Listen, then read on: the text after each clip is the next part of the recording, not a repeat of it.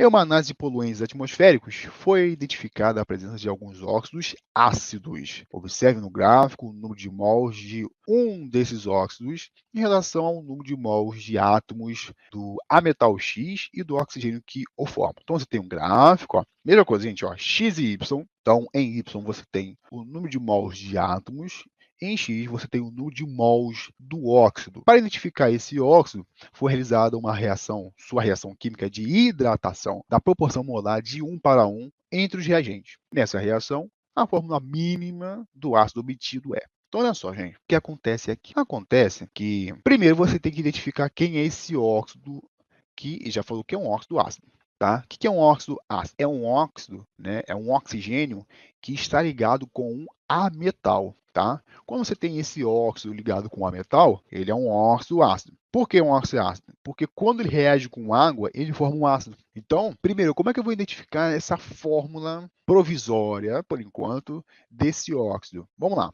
Se eu tenho um ametal e o oxigênio, então, primeiro eu preciso identificar as quantidades de cada um, tanto do ametal quanto do oxigênio. Então, se você for reparar, é o seguinte, ó, eu tenho 4 mols do óxido. Então, você tem 4 mols do óxido. Quando você tiver 4 mols do óxido, você vai ter 8 mols de átomos de X, que vai ser o ametal. Aqui está até chamando de X, né? Então, vai ser XO. Então, você vai ter 8 mols de X e 20 mols de O. Então, ó, você vai ter em 4 mols do óxido 8 de X e em 4 mols de óxido você vai ter 20 mols de O. Bom, gente, olha só. Aqui estão as quantidades quando você tiver 4 mols.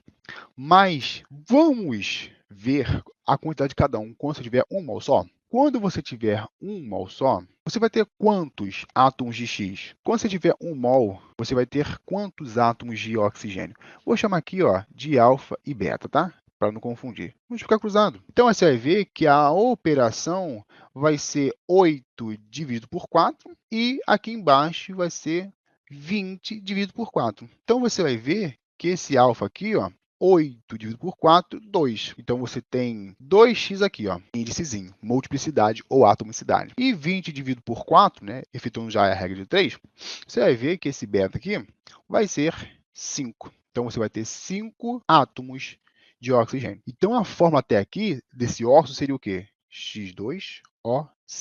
Então, aqui ele disse que em uma reação química, ó, na sua reação química de hidratação, na proporção molar de 1 para 1 entre os reagentes. Então, quer dizer que você vai reagir com a água, porque é hidratação, e vai gerar um outro composto. Como eu falei, vai gerar um ácido. Então, como é que vai ficar? Repita aqui o H2, aí vou ter aqui o X2 e 5 mais este oxigênio aqui, 6 oxigênios. Então, você teria uma fórmula até então que seria H2X2O6. Mas, Ricardo, não tem isso nas alternativas. Tá, tudo bem. Chegou até essa parte, eu reparo o seguinte, eu posso fazer uma operação que me dá uma fórmula menor do que essa. Por isso que ela é chamada de fórmula mínima. Eu posso efetuar alguma operação para que eu venha diminuir esses índices de forma que eles continuem como índices inteiros e menor possível? Tenho.